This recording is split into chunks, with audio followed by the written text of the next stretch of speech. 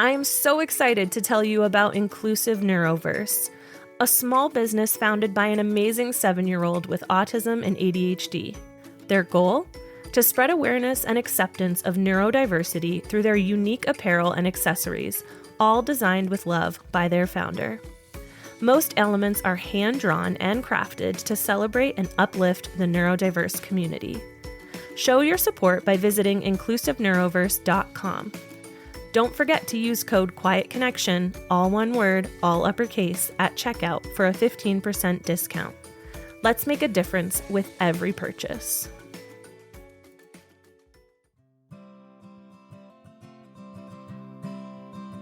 Hey, welcome back to another quiet confession. Just you and me hanging out on a Thursday, or whatever day you choose to tune in. I'm just thankful you're here. Today, I want to talk about my 3-year-old because in the span of 1 week, 7 days, she decided to give up nap, catch a cold, and start preschool. And if that sounds like a recipe for chaos, you'd be correct. Ay, ay, ay. So, as you're listening, this is in the past. But for me, this past week has been a lot. Let's be clear straight out the gate. Naps have always been my lifeline. That pause in the day when I could eat lunch, when it was still warm or fresh or whatever, just good. I could answer emails or catch up on podcasts, logistics without being interrupted or feeling guilty, or just sit in the quiet. Just the quiet. And now, gone. Just like that, gone. But it's not just my lifeline that disappeared. It's hers too. Her little body isn't ready for the no-nap life. By the afternoon, she's a complete disaster. Meltdowns, tears, demands, confusion, total emotional collapse. I am actually convinced that our household has helped keep the K-pop Demon Hunters album at #1 because this child only slightly calms down with Soda Pop, Golden, or Takedown playing on repeat. I think I can sing those songs in my sleep, and I bet there are a lot of you who feel the same way. Man, we've tried quiet time. We've tried, okay, let's rest and digest. Sometimes it works. Most days it doesn't. And I'll be totally honest with you.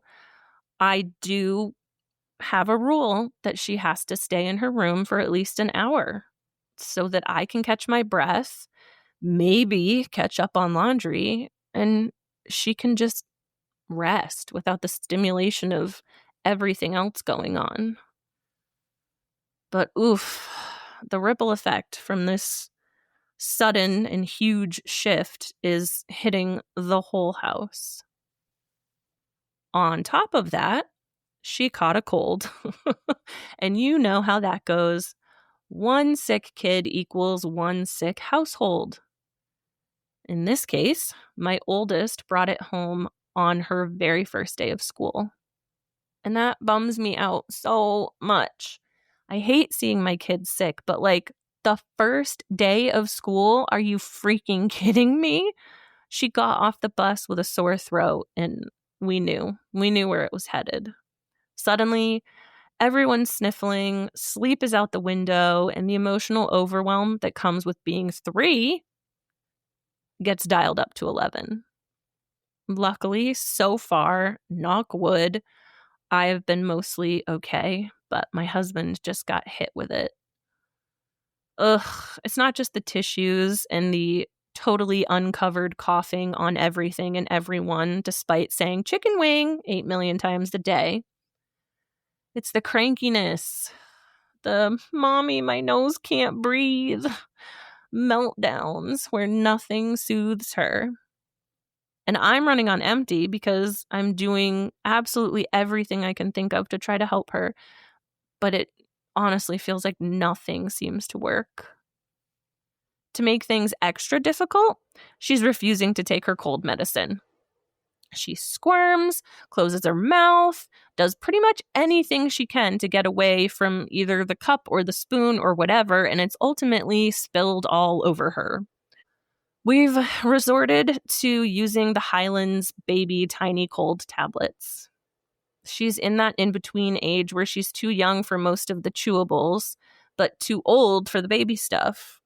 But you know what? We're doing whatever it takes to try to get her some relief. And thankfully, she's on the tail end of it at this point. And then I feel like I keep adding another layer. And then this happened, and then this happened. But then there was preschool. It's her first year. And I know what you're thinking. No, I did not send her to school sick. I made sure she was through the worst of it before deciding if she'd be missing her first few days or not. And thankfully, she was doing better at that point. But watching her walk into that classroom, admittedly, she was putting up a fight the whole way. It was absolutely surreal. I felt anxious, nervous, a little bit excited, a lot sad, all at once. She's ready in a lot of ways, but she's my baby, my last baby. She's never gone to daycare, but she's spent plenty of time with family members and even friends away from her dad and me. But those first day jitters had her showing off all her best three-nager moves. Let's just say that there were a lot of deep breath moments during drop-off on both days by all of us. It's a huge milestone, and I know it's good for her, but it's also a transition. Another letting go. Another reminder of how fast life moves, even when the days feel endless. If you're wondering how it went, her only complaint was that she wanted a smaller backpack. I get it, kid. The struggle is real. Those backpacks, they just were not made for your little bodies. Beyond that, though, it sounds like she loved it. And yes, she did insist on being called Roomy while belting out Golden on the playground like it was center stage at Wembley. She informed me that next week she will be teaching her new friends the words to Takedown. So if any parents are listening, Avery did that. You're welcome. So yeah, no naps, colds, and preschool all in 1 week. It's been a lot. But I know I'm not alone. Every parent goes through these transition storms. And if you're in one right now too, I see you. We're gonna survive. We always do, even if it sucks. But I will see you next week, and you know the drill. Do something nice for yourself today.